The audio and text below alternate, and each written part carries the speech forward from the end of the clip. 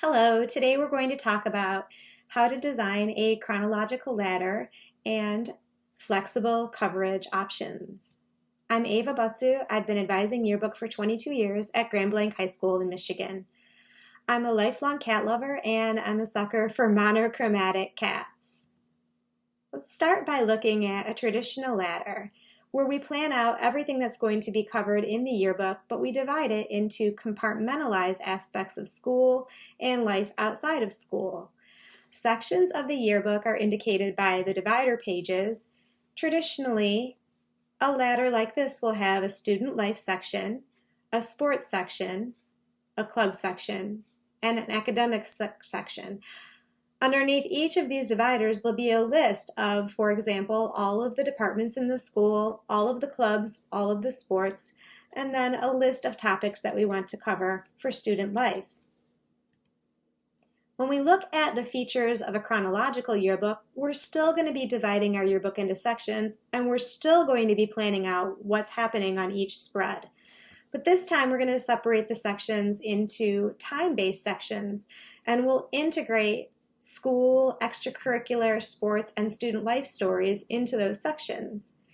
So if we look at a student life divider in a traditional yearbook, when we move into a chronological yearbook, it's going to be a divider based on time, like fall or marking period 1 or semester 1, or maybe even a monthly divider. When we look at the sequencing inside of a chronological yearbook, we're still going to map out what's going to be covered on each spread, but this time we're going to plan out coverage angles rather than events and then build the content on the pages as we move through the year. One of the hallmarks of a chronological yearbook is a weekly or bi-weekly or monthly feature spread with all of the news of that week. Following that, you might sequence it so that you're still covering all of those topics that you covered on your traditional ladder. You might have an academics spread where you cover what's happening during that week or that bi-weekly time period or that month. And then moving into sports, and you can have one spread or several spreads where you're tackling those sports that are happening during that time period.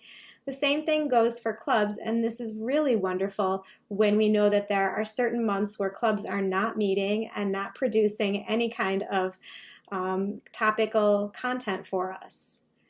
You can also include those theme-based features, or some people like to call them showstoppers or icebreaker pages, personality profiles, and then ultimately moving back into your sequencing, starting with that weekly feature and deciding what's going to happen after that based on what's happening in your school.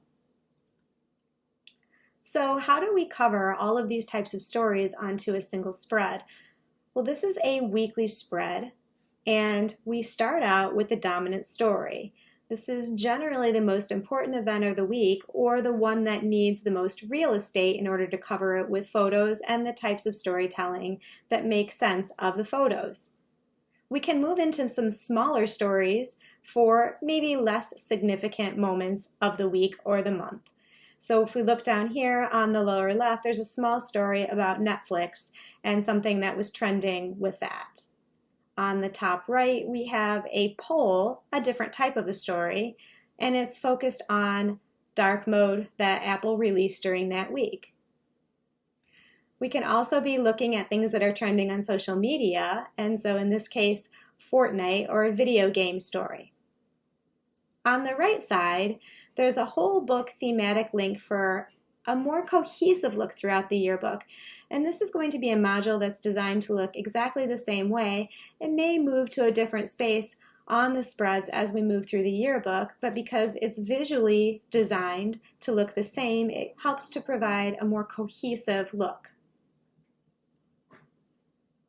A lot of students will ask how they should get their story ideas for a weekly spread.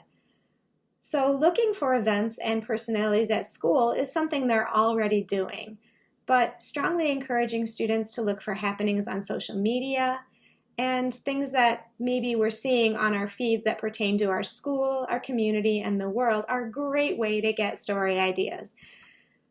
Looking at Instagram, Facebook, Twitter, TikTok, YouTube, and Spotify as some of the social media apps that are trending right now is a great way to cover all kinds of content from all different angles. You can also design a school-wide survey. Google Forms is great for this. And you can send that out via email to your entire student population or a selected group. Also, smaller surveys for those smaller stories are great to send out on Instagram, Twitter, and Facebook. When we're working with a chronological ladder, we get to open up some real estate or some space in our yearbook for those great personalities that we see on social media or in the halls or in the classrooms. And we can organize those personality profiles to take all different types of forms. In this case, you can find a group of 8 seniors who are talking about a particular word or phrase that defines who they are, and they get an opportunity to talk about it. This is a similar type of personality profile where people get to talk about what makes them happy, and there's a nice photo on the left, and on the right they get to, in their own words, explain what makes them happy. Personality profiles can also be a little smaller, where you can cover between 35 and 50 students on a spread, having them talk about a universal question that's significant to them. Thanks for coming today to learn about chronological ladders, and happy yearbooking.